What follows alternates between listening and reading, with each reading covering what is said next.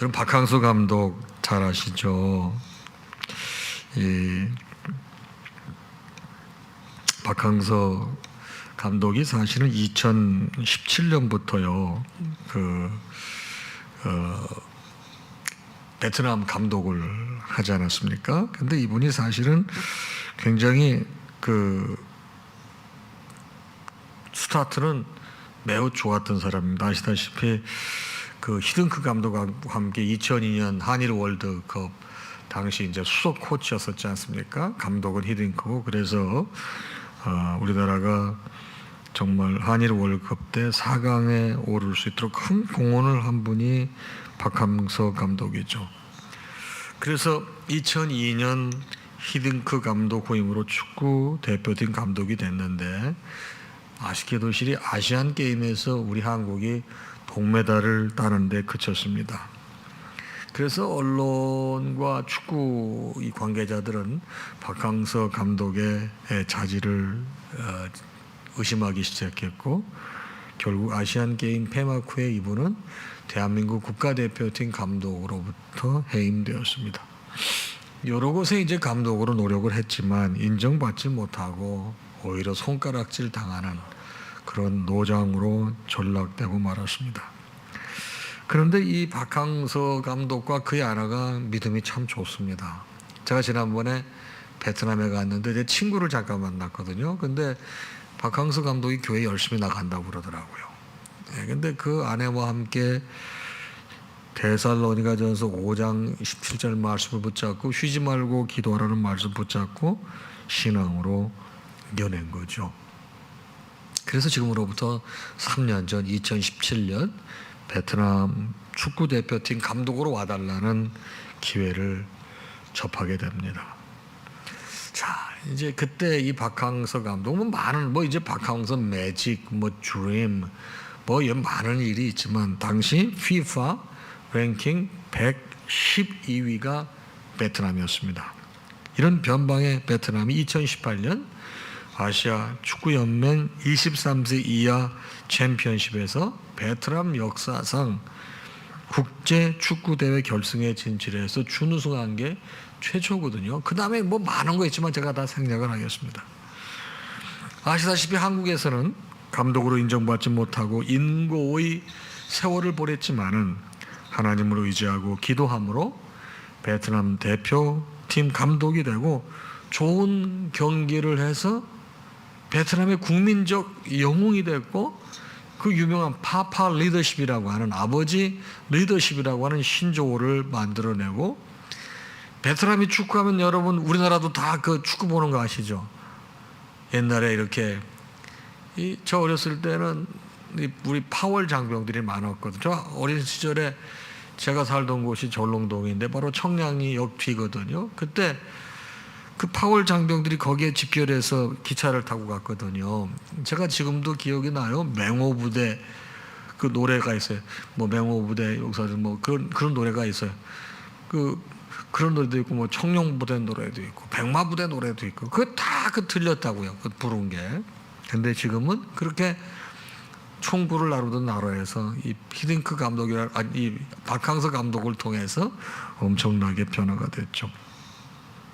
저는 이 박항서 감독의 라이프 스토리를 이렇게 보면서 성도들은 어떠한 환경과 역경 속에서도 하나님을 의지하고 노력하게 되면 하나님께 인정받는 삶이 된다, 이런 깨달음을 얻게 됐습니다. 자, 오늘 본문은 요한복음 12장이 되겠습니다. 6월절 여세전인데요, 바로 베단이라고 하는 지역을 놓고 이야기가 펼쳐집니다. 죽은 나사로를 살려주신 주님의 은혜에 감사의 뜻으로 식사 초대를 했고, 바로 마리아는 값비싼 향유를 예수님 발에 붓고 자기 머리털로 그 발을 씻겨 드렸습니다. 바로 이 사건은 예수님께서 예루살렘 입성하기 전날, 그러니까 종료주일 전 토요일이었습니다. 베단이 나사로의 집에서 있었는데, 바로 이 베단이라고 하는 것은 예루살렘으로부터 약 한 3km 정도 떨어진 곳에 있죠. 바로 오늘 본문은 마리아의 기름 부은 사건, 어디서? 바로 베다니의 나사로의 집에서 기름 부은 사건을 묘사하고 있는데 주님을 얼마나 이 마리아가 사랑했는지 그 내용을 담고 있습니다. 오늘 본문 12장 3절은 이렇게 설명하고 있습니다. 마리아는 지극히 값비싼 향유 곧 순전한 나드 한 근을 가져다가 예수의 발에 붓고 자기 머리털로 그의 발을 닦으니 향유 냄새가 집에 가득하더라. 오늘 본문을 보게 되면은 바로 나사로의 집에서 이런 일이 있는데요. 자, 거기서 예수를 위하여 잔치하는데 마르다는 일을 하고, 나사로는 예수와 함께 앉은 자 중에 있더라. 그림이 그려지세요. 나사로, 마리아, 마르다. 자, 지금 언이라고 보죠. 마르다는 열심히 지금 일을 하고 있어요. 음식 준비하고 있어요. 예수님과 나사로는 만나서 얘기하고 있는데 그때 3절입니다. 마리아는 지극히 비싼 향유를 가져다가 바로 떠뜨려서 예수의 발에 붓고 자기 머리털로 예수님의 발을 닦는 그런 일이 일어나고 있다 이 말입니다. 자, 어떻게 보게 되면 이 마리아의 돌발적 행동 같기도 합니다. 아무도 생각지 못한 상황에 마리아가 예수님께 값비싼 나드 향유를 부은 것입니다. 마가복음 14장 3절에 보게 되면 나드 한 오컵이라고 했는데 바로 본문에서는 한 근으로 나와 있습니다. 한 근은 대략 340g 정도였고 원산지가 인도였으며 수입품이었습니다. 발에 부었다 했는데 그러나 마태복음과 마가복음에는 예수님의 머리에 부었다라고 나와 있습니다. 마가복음 14장 3절에 보게 되면 정확하게 나와 있죠. 한 여자가 매우 값진 향유 곧 순전한 나드 한 옥합을 가지고 와서 그 옥합을 깨뜨려 예수의 머리에 부으니 그랬습니다. 또 마태복음 26장 7절을 보게 되면 한 여자가 매우 귀한 향유 한 옥합을 가지고 나와서 식사하시는 예수의 머리에 부으니 그랬습니다. 자, 마가복음하고 마태복음은 예수의 머리에 부었다고 그러고 오늘 본문은 예수님의 발에 부어서 머리털로 닦아주었다는 거예요.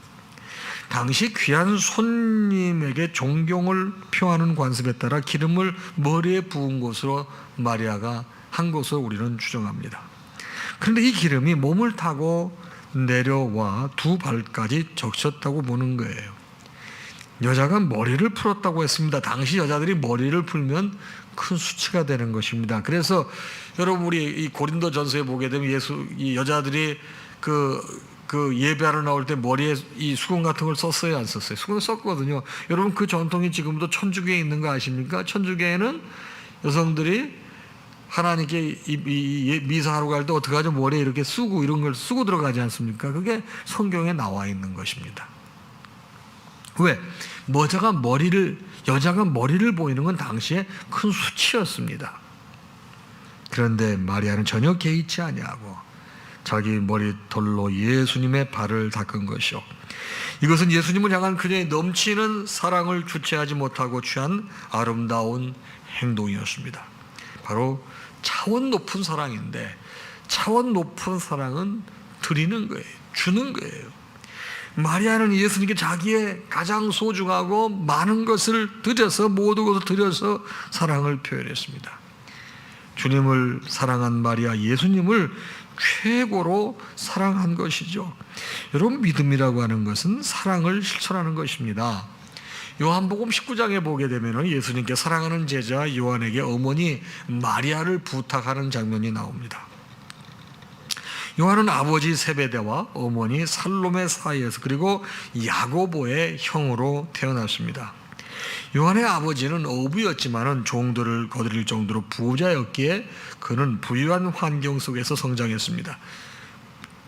요한의 어머니 살로메는 바로 예수님 어머니의 동생이었기에 예수님과 바로 요한은 이종 사촌이 되는 것입니다.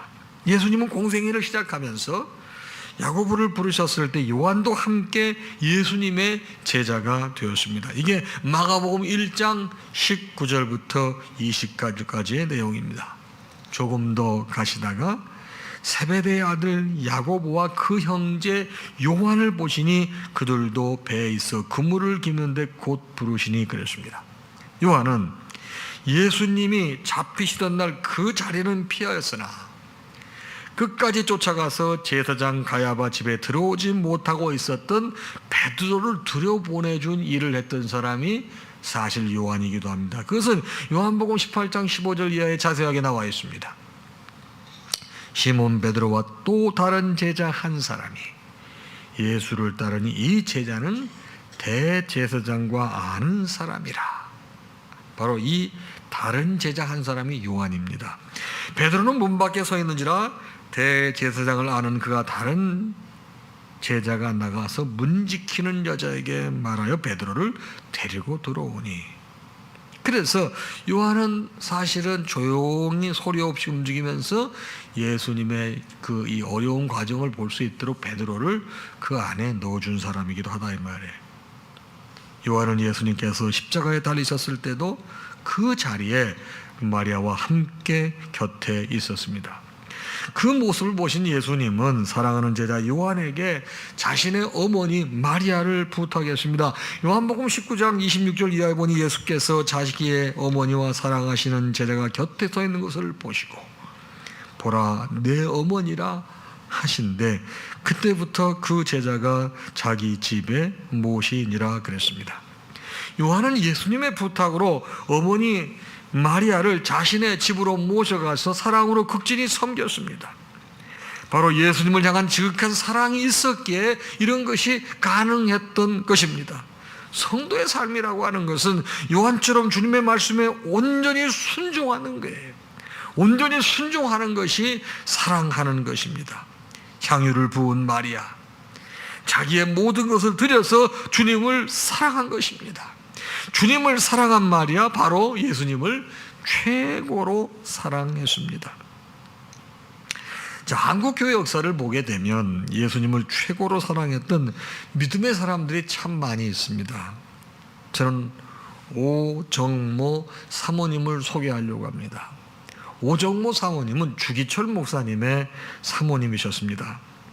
주기철 목사님이 순교자의 반열에 오른 것은 제가 볼 적에 역사를 통해 볼 때 아마 오정모 사모님의 희생과 눈물의 기도, 그리고 남편의 지지 격려 이끌음에 있었다고 저는 봅니다. 여러분, 이 오정모 사모님은 바르고 강직하며 불의와 타협하지 않은 신앙이 돈독한 여인이었습니다. 신사참배 반대 운동에 앞장섰던 이들이 사실은 가족들의 문제를 들고 나왔을 때 배도하는 목회자들이 참 적지 않았습니다. 그래서 원래 이 못된 사람들이 그 사람을 공격해서 안 될 때는 반드시 가족을 공격하지 않습니까? 그러면 가족 때문에 넘어가는 사람들이 적지 않게 많았죠. 바로 남편이 구속되게 되면 가족들의 희생과 고통을 의미하기 때문에 배도들을 많이 했습니다. 그러나 오정모 사모님은 주기철 목사에게 하나님만 바라보도록 도전을 주었고, 전체 한국 교회를 위해서라도 끝까지 신앙의 절개를 굽혀서는 안 된다고 늘 사모님이 남편에게 얘기해 주었습니다. 주기철 목사님이 신사참배를 반대해서 바로 교도소에 수감됐습니다. 그런데 연로하신 어머니가 위독하시다는 소식을 들었습니다. 주기철 목사님이 굉장한 효자시거든요. 그때 일본 형사가 주기철 목사에게 제안을 합니다. 위독하신 어머니를 보고 싶으면 허락하겠다. 그러나 나가서 신사참배를 정죄하지 말고 사람들에게 신사참배를 하지 말라고 설교하지 말라. 그러면 내가 허락하겠다. 주기철 목사님 하겠다, 하지 않겠다, 아무 말을 하지 않았습니다. 그리고 교도소를 나와서 어머니를 뵈러 나갔습니다. 근데 이야기를 들은 오정모 사모가 남편한테 다시 교도소 돌아가라고 다그치는 거예요. 아니 여보, 내가 그 형사한테 내가 이렇게 하겠다 안 하겠다 말을 안 했는데 내가 왜 들어가야 되느냐고 그랬더니, 당신이 나는 그렇게 할 수 없다고 분명히 말하지 않은 것은 저 사람들은 얼마든지 자기들에게 유리하게 이용할 가능성이 있기 때문에 당신은 그래서는 안 된다고. 바로 그것은 침묵하고 교도소를 나오게 되면 그 제안에 동의하는 것이 되니 빨리 들어가라고. 그렇게 하고 나을 바에는 차라리 다시 교도소로 들어가는 게 낫다는 겁니다. 어머니는 나에게 맡기고 들어가라고. 참 여러분, 이런 아내가 있었기 때문에 주기철 목사님이 순교자의 반열에 서지 않았을까 생각을 합니다.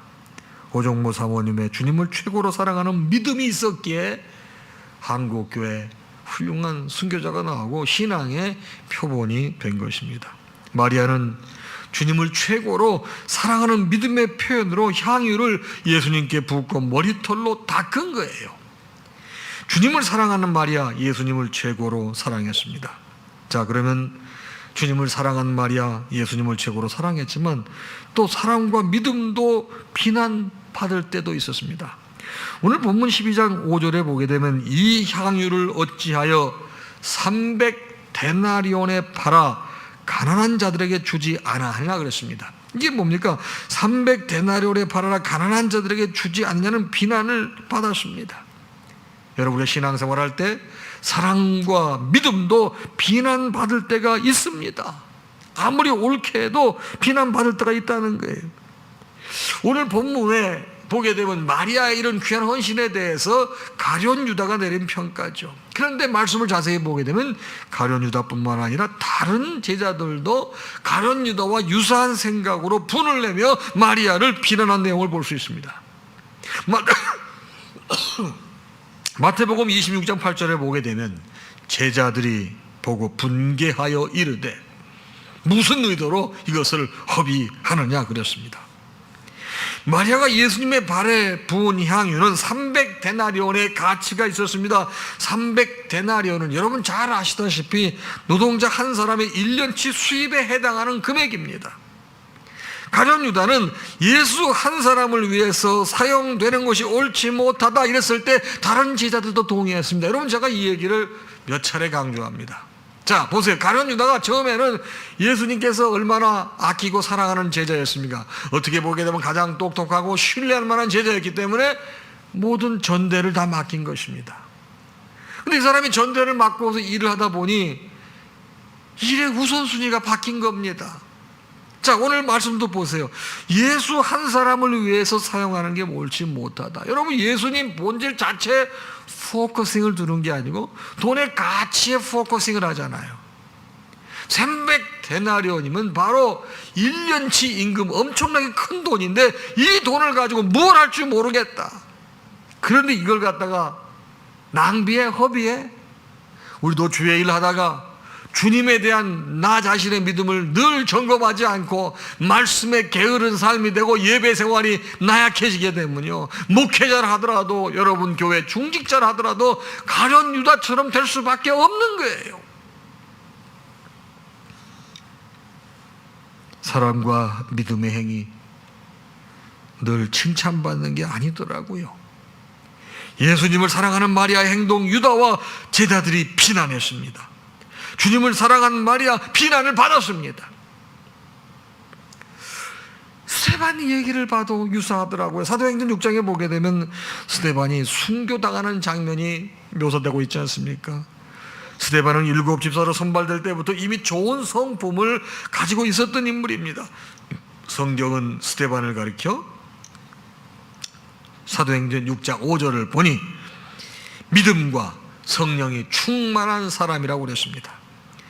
온 무리가 이 말을 기뻐하여 믿음과 성령이 충만한 사람 스데반과, 여러분 보세요. 이처럼 믿음이 좋은 스데반에게 뭐가 찾아왔습니까? 박해가 찾아왔습니다. 사도행전 6장 10절 이하입니다.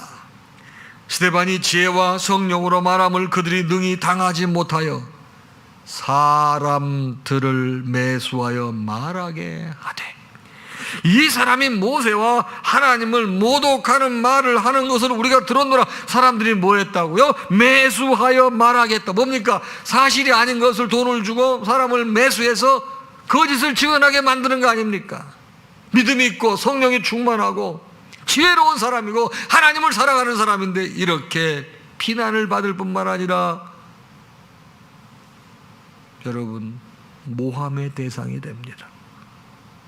하나님을 사랑하는 믿음의 사람 스데반, 당시 종교 지도자들이 죽이려고 했습니다. 스데반은 얼굴을 보게 되면 죽음에 직면한 상황 속에서도 천사의 얼굴과 같았다고 성경은 말하고 있습니다. 이게 사도행전 6장 15절입니다. 공회 중에 앉은 사람들이 다 스데반을 주목하여 보니 그 얼굴이 천사의 얼굴과 같더라. 복음을 열심히 전한다는 이유로 유대 종교자들로부터 미움을 받은 거예요. 주님을 향한 열정과 사랑, 때로는 그렇지 못한 자들로부터 미움을 받을 수 있는 것입니다. 마리아, 주님을 최선을 다해 사랑했지만 가룟 유다를 비롯한 제자들의 미움을 받은 것입니다. 주님을 사랑하는 마리아, 비난을 받았어요. 여러분, 제가 미국에서 목회할 때 그때 뭐 구역예배라고 그러죠. 구역예배. 우리는 순예배라고 하는데,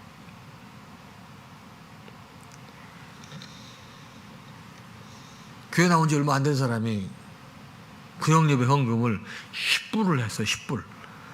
그럼 제가 목회할 때니까 1985년이니까 단독 목회할 때 1984년부터 목회를 했군요. 1984년부터 했으니까 그때 미국 돈 10불이면 그렇게 적은 돈이 아니에요. 그런데 끝나고 났더니 구역장이 초신자를 야단을 치는 거예요. 무슨 헌금을 이렇게 많이 하냐고 그러더니 9불을 거실러 줘. 기가 막혀가지고. 여러분, 사실 하나님께 넉넉하게 드린 게 비난받을 일이냐고요. 그런데 이렇게 주님을 위해서 최선을 다하고 마음을 표현해도 이렇게 비난을 받을 때가 있습니다. 본문에서 가룟 유다는 마리아의 섬김을 비난했습니다. 성도들은 사랑과 믿음의 행위로 주님을 사랑하는 마음을 표현하고 나의 믿음을 드러낼 때에도 비난받을 수 있다는 사실을 잊지 말고 신앙생활 하셔야 됩니다. 바로 마리아의 사랑과 믿음의 행동, 제자들의 비난을 받았습니다. 또 주님을 사랑하는 마리아, 나중에는 결국 주님의 칭찬과 인정을 받았습니다. 요한복음 12장 7절입니다. 어떻게 칭찬을 받죠? 예수께서 이르시되 그를 가만히 두어 나의 장래할 날을 위하여 그것을 간직하게 하라. 가만 두어 나의 장래할 날을 위하여 그것을 간직하게 하라는 주님의 칭찬을 받았습니다. 바로 제자들에게는 비난을 받았는데 주님에게는 칭찬을 받았습니다. 가룟 유다를 중심으로 제자들은 마리아를 질책하자 예수님께서는 이들의 비난에 제동을 거신 것이죠. 예수님은 마리아의 행위에 대해서 바로 자신의 장래를 예비하는 뜻깊은 생각임을 아셨습니다. 마리아는 존경하는 자에 대한 감사의 의미로 값비싼 향유를 아낌없이 예수께 부었습니다. 하나님께서는 마리아를 사용하여 예수님의 장사를 예비하는 큰 일을 행하게 하신 것입니다. 여러분, 우리의 신앙도 주님이 인정하시면 되는 것입니다. 구약성경 잠언 31장 30절을 보니 고운 것도 거짓되고 아름다운 것도 헛되나 오직 여호와를 경외하는 여자는 칭찬을 받을 것이라. 네, 그렇습니다. 고운 것도 거짓되고 아름다운 것도 헛되지만은 오직 여호와를 경외하는 여인은 칭찬을 받을 것이라 그랬습니다. 여러분, 우리의 기준은 뭐예요? 주님께 칭찬받으면 되는 거예요. 사람의 평가에 그렇게 연연치 않아도 된다는 것입니다. 여러분, 요한 3서에 보게 되면은 바로 이 가이오에게 선한 것을 본받으라고 권면하면서 사도 요한이 데메드리오를 소개하고 있습니다. 요한일서 1장 12절입니다. 데메드리오는 무사람에게도 진리에게서도 증거를 받았음에 우리도 증언하노니 너는 우리의 증언이 참된 줄을 아니라. 이 요한 사도는요, 선을 행했던 데메드리오가 주변의 모든 사람들에게 칭찬받은 것을 인정하였습니다. 데메드리오는 사도 요한과 모든 사람의 인정을 받았습니다. 성도는 바로 이렇게 데메드리오처럼 하나님과 사람들에게 인정받는 삶이 되어야 됩니다. 가룟 유다와 제자들, 이 마리아는 가룟 유다와 제자들로부터는 비난을 받았지만 주님께 인정을 받은 것입니다.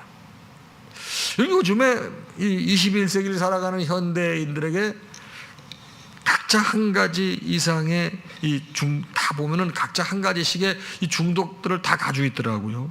근데 그 중에서 가장 심각한 중독이 뭐냐, 요즘에는 제가 볼 때 스마트폰 중독 같아요. 휴대전화 가지고 있는데 전화가 오지 않으면 수시로 휴대폰을 봐요. 혹시 뭐가 와 있지 않나, 있나, 이렇게. 그 다음에 혹시 실수해가지고 휴대전화를 집에 놔두고 오면 불안해서 일을 못해요. 제가 정말 그랬다니까요. 아마 우리 부목사님들 꽤 몇 번 심부름했을 것 같은, 제가 학교를 출근했는데 휴대전화 모양실에 놔두고 간 거예요. 그러면 너무너무 미안한 게 우리 부목사님들이 그 전화기를 갖다가 학교에 갖다 줘. KTX 타고. 우리 부목사님들 몇 분 그 경험이 있으실 거예요. 제가요, 여기 잠자는 데가 여기 저 사택이잖아요, 카에서. 근데 출근할 때 스마트폰을 놓고 오면은 설교가 안 돼. 불안해서. 이 참 보통 문제가 아니에요. 이 중독이거든요, 여러분. 그래서 중독을 도대체 어떻게 정의했나 사전에 보니까 이렇게 정의를 했더라고요. 인치 쾌락을 주는 행동을 주기적으로 반복하는 행동으로 그것을 하지 못하게 할 경우 정신적이나 신체적으로 정상적 생활을 하지 못하게 되는 상태, 이게 중독이래요. 정신적이나 신체적으로 정상적인 생활을 하지 못하게 하는 상태가 중독이래요. 여러분, 제가 볼 때, 그런데 우리 크리스찬들에게 다 있는 아주 무서운 중독이 있는데 스마트폰 중독보다 더 무서운 게 있더라고요. 바로 뭐냐? 인정 중독이더라고요. 인정 중독. 제가 목회해 보니까 더 그걸 알겠어요. 더 알겠어요. 여러분, 저에게 인정받는 게 중요합니까? 하나님께 인정받는 게 중요합니까? 그런데 이론적으로는 다 하나님께 인정받는 게 중요하다고 생각하면서 나도 모르는 사이에 목회자에게 인정받으려고 하는 그런 경향이 없지 않아 있어요. 인정 중독에 빠진 사람들은 누군가로부터 인정받고 싶어하고 인정받지 못함에 대해 불안해하고 경우에 따라서는 분노하기도 합니다. 그분들의 행동은 하나님께 초점이 맞춰져 있지 않고 사람에게 초점이 맞춰져 있는 것입니다. 교회에서 열심을 내는데 하나님을 위해 하는 일이라기보다는 자신을 위해서 하는 게 바로 뭐죠? 인정 중독이라 해요. 인정 중독. 그런데 여러분, 마리아는 가룟 유다와 제자들에게 비난을 받았을지 모르지만 주님께 인정을 받았어요. 여러분, 주님께 인정받는 것은 드러나지 않을 수가 있습니다. 사람들에게 인정받는 건 드러나거든요. 마리아는 지극히 주님을 사랑했습니다. 뭡니까? 300데나리온이나 되는 값비싼 향유를 깨서 예수님께 붓고 자기의 머리털로 닦았습니다. 여인에게 머리털을 푸는 것은 수치로 여겼지만은 개의치 않고 예수님을 최고로 사랑했기에 그런 방법으로 모습으로 표현한 것입니다. 300데나리온의 팔아를 가난한 자에게 주지 않느냐는 비난을 받았습니다.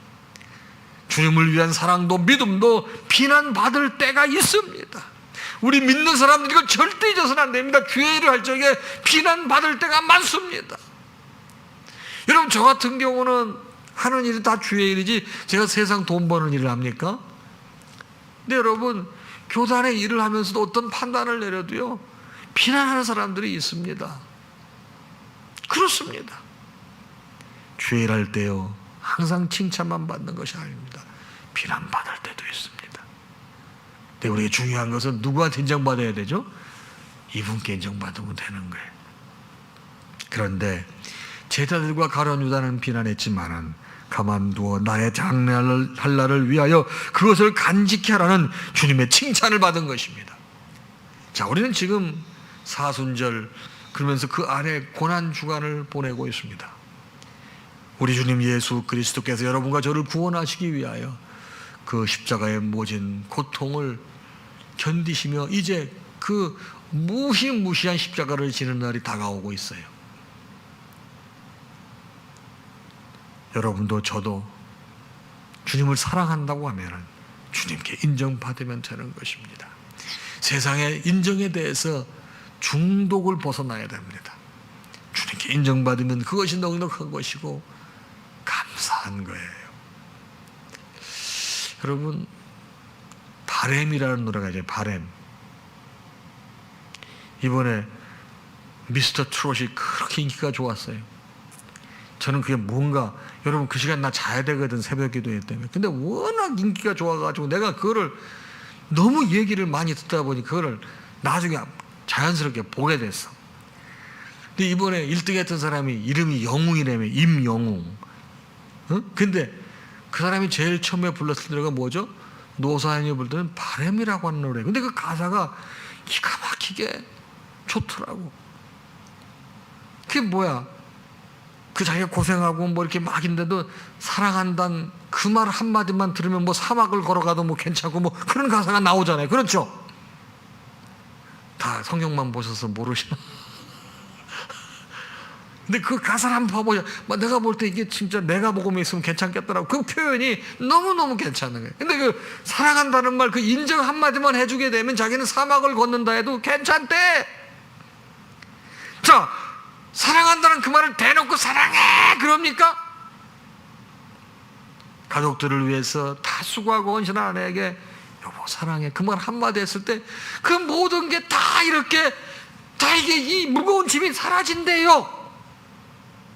우리가 주님을 위해서 수고하고 헌신하고 노력했을 때 세상 사람들은 뭐라고 다 그래 비난하고 인정해주지 못한다 하더라도 주님께서 내가 네 수고를 안다, 고맙다, 이 말 한마디 듣게 되면 사람도 사랑한다는 말 한마디 들었을 때 다 이게 풀리는데 우리는 어떻겠습니까? 여러분, 저는 주의 일할 때 오로지 그거 하나 생각하고 합니다.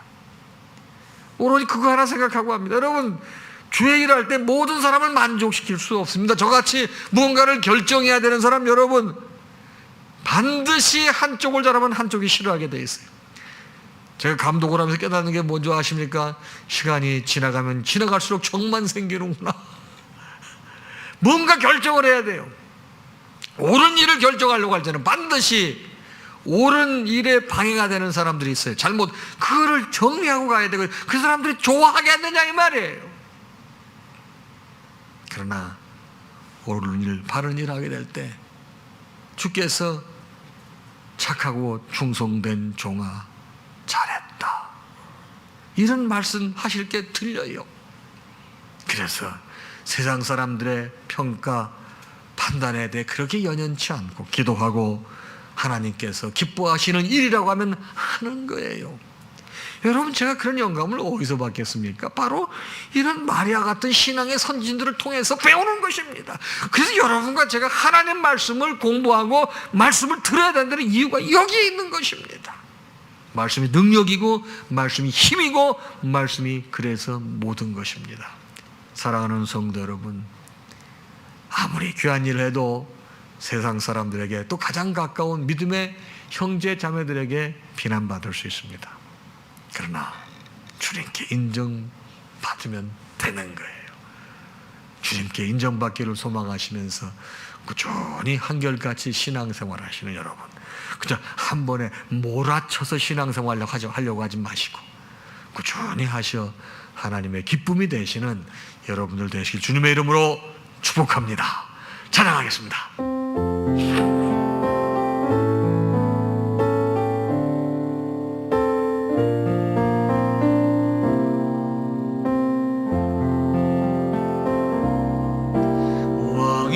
왕이신 나의 하나님,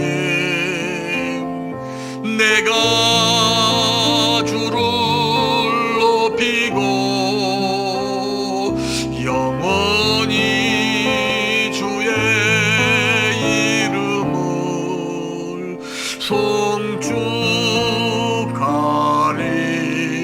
송축하리이다. 왕이신 나의 하나님, 내가 주를 높이고 영원히 주의 이름을 송축하리이다.